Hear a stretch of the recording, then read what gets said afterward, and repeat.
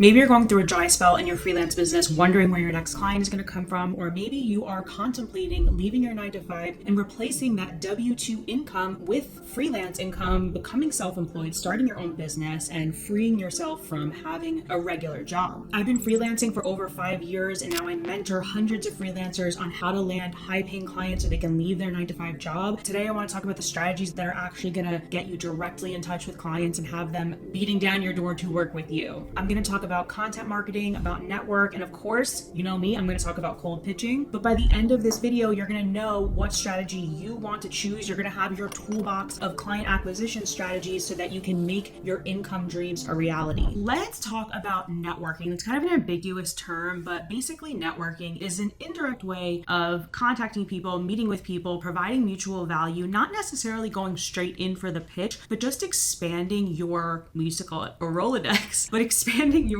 online network of valuable contacts and people who you can connect them to other people, or they can connect you to who you want to be connected to. It's a mutual exchange. It's really just building up your arsenal of people that could potentially be valuable to you in the future and who you're willing to be valuable to in the future as well. So you can join Slack groups to connect with people in your industry. You can engage on LinkedIn and make contacts that way. Facebook groups are a really good way to meet people, get in touch with people. The big thing with networking, and I just did a group call within my online course and paid community, 30 Days to Paid. I just did a live workshop about how to generate referrals. And I do talk about networking and how it's important to do as like one strategy within your overall freelance marketing strategy, because networking isn't like a direct result. It's not measurable in the near term because you're planting seeds that will eventually sprout sometime down the line, right? It's not like a cold pitch where there's a direct outcome. You either get the sale or you don't. It's measurable, it's scalable, it's in your control. Networking is really just about getting to know people in your industry. And if something comes of it, that's great. Now, I have a tactic for networking on LinkedIn, which is basically just reaching out to people that I think they're cool, I like what they're doing, and I send them a genuine compliment. And I'm going to throw it up on the screen here, but these compliments, believe it or not, down the line actually turn into high paying opportunities. This opportunity that I'm talking about right now netted me $7,600 just by sending a compliment. So networking is all about planting those seeds where you just don't know what they'll grow into. Similarly, if I get on a call with a client and I don't want to work with them, it's not a good fit, I send them to people within my network. So it's this constant value exchange and thinking of other people, and it's really a win-win. I would say that this is maybe where I'm weakest in my freelance business because I come from a sales background where it was just you go out, you generate business, you hit the phones, you do a ton of cold emails, you show up at somebody's door. It's like I'm very used to just going full force and putting in those numbers. That's why I teach cold pitching, because it's so intuitive for me. But that also means that I kind of suck at networking. I just think I have a one-track mind, and it's a shame because I have a very built-up network over all of these years that I'm just not tapping into, and I could make my life easier if I was better at it. If you are known as a connector and you really do like going to in-person networking events and making those connections, this will come really easily to you and can result in one of the easiest ways to get clients, especially if you're meeting them in person, because you just cut through so many trust barriers when you meet someone face to face. The next strategy is content marketing. Now, this is ironic because I'm very involved in the content marketing world. I'm a big believer in content marketing, but it's actually not how I built my freelance business. So as a freelance writer, I help my clients build their content marketing strategy.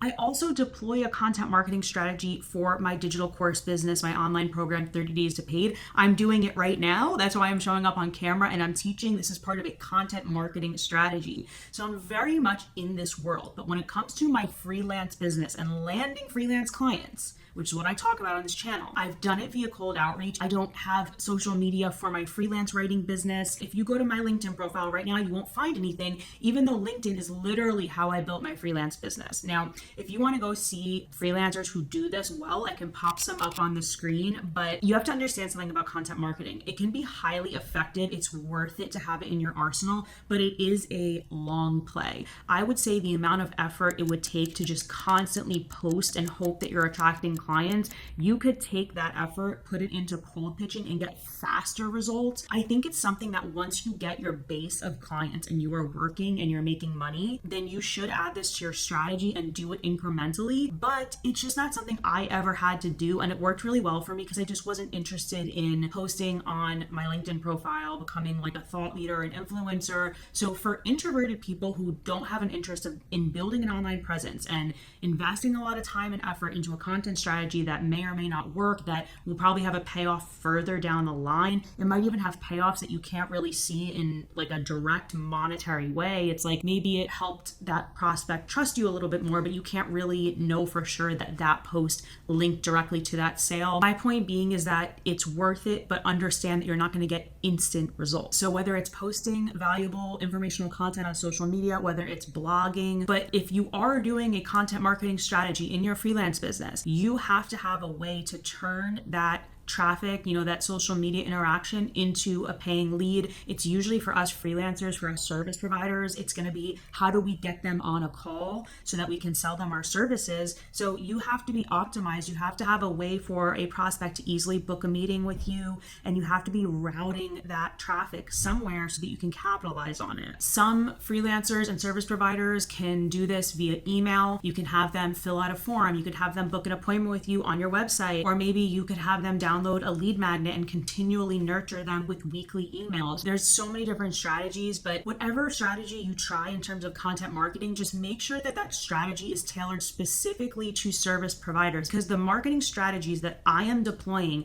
as a digital course creator, as someone who has a digital product that's called one-to-many services, that is going to be different than what I would do as someone providing marketing consulting, graphic design, virtual assistant, online business manager. When you provide one-to-one services, there is a slightly different marketing strategy than a digital course creator or someone with a completely online business that's one-to-many. I mentioned referrals briefly before. I have a whole referral strategy inside my course, but basically you are leveraging the fact that people have automatic trust when they have been recommended something by someone they know. In my business as a freelance writer, when I get referrals, meaning someone mentioned to another marketer, hey, I use Christine as a freelance writer and I had a good experience with her, give her a try. Those calls have been night and day pretty much, versus when I'm meeting someone from a cold lead. They don't know who I am. They just saw my website. They filled out my form. We got in a call. There's a lot of introduction. There's a lot of trust building. Whereas when it's a referral, I almost feel like the client was sold on me already because I was recommended by a trusted source. So as freelancers, we need to be constantly asking people that are happy with our work,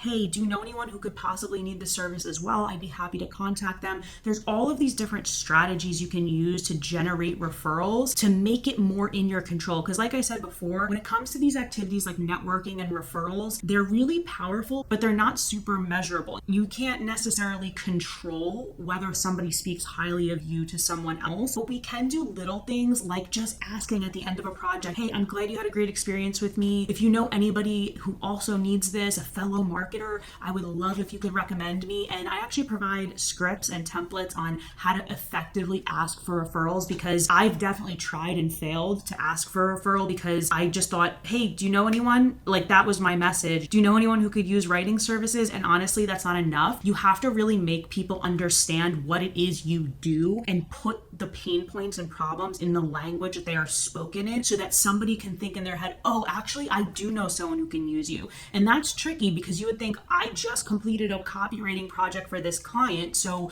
they know what I do. Why wouldn't they just refer me? But believe it or not, we really have to communicate what we do on a level that is super impactful for the person hearing us to actually get them to pass our name on. There's definitely some things you have to keep in mind when asking for referrals. You have to have a little bit of a strategy behind it, but when it works, it is just so effective. As a matter of fact, the most successful freelancers I speak to and who you probably ask to will say, hey, I get most of my business from referrals. And quite honestly, I used to get really frustrated when people said that because I'm like, okay, so do I just suck because I don't have referrals knocking down my door? But then I realized that there actually needs to be effort and some systematic approach to getting those referrals. And it does take some proactiveness. It doesn't just happen magically the way that it might seem. Another method is job boards. So in the land of freelance opportunities, job boards can be tricky because they tend to just be really saturated and have a bunch of people applying for the same opportunities. But actually one of my favorite writing opportunities, the one that made me like grow the most as a writer, was found through this website website called remote.co, and you can have their email sent to your inbox. But if you can jump on the opportunity pretty quickly by having it sent to your inbox, it's a really high quality way to land good opportunities. LinkedIn has the same feature where you can have opportunities that you'd be interested sent right to your inbox. I definitely recommend leveraging job boards. This is not Upwork or bidding sites. It is a job board where somebody's posting. There's definitely higher quality job boards and lower quality job boards. But if you go into a Facebook group in your industry, whether you are a freelance writer, graphic designer, web designer, go into freelance groups and see where people are landing their opportunities. If there are some high quality job boards, it's worth it to spend time there. This is also an underrated one because everything is so online right now. Going to in-person networking events, finding people and meeting them and staying in touch with them and educating them on what you do is a really powerful way. It takes a lot of touch points online to build trust and prove that you're reputable. You need a website, you need a social media profile, you need a portfolio that demonstrates your work and demonstrates that you know what you're doing. When you meet someone in person, it kind of like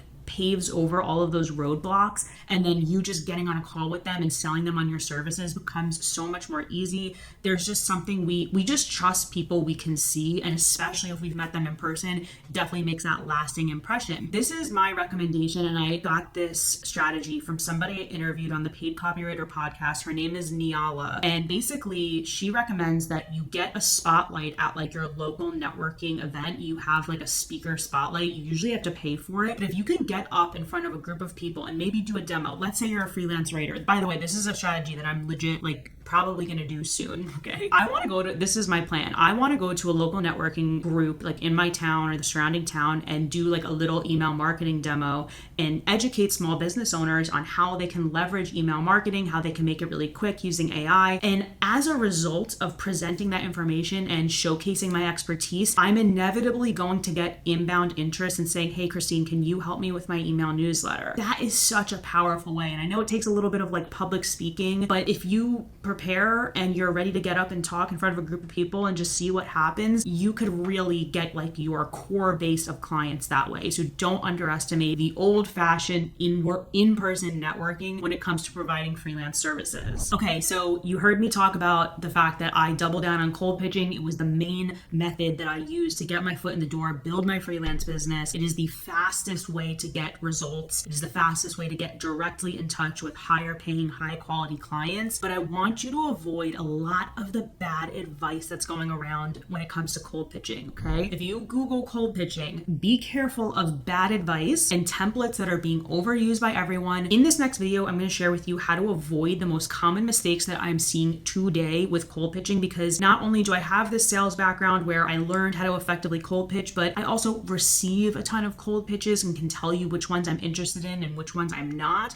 And I also still cold pitch in my business, whether it's for brand partnerships or podcast episodes. There are fundamentals of what works in cold pitching. We do have to, I would say, be aware of things that are becoming cliche or overused. And that's why in this next video, I just want you to be sure you're not making some of those mistakes. I outlined the 5 biggest mistakes that I'm seeing today so you can avoid them and not waste your time and energy. So don't miss that video.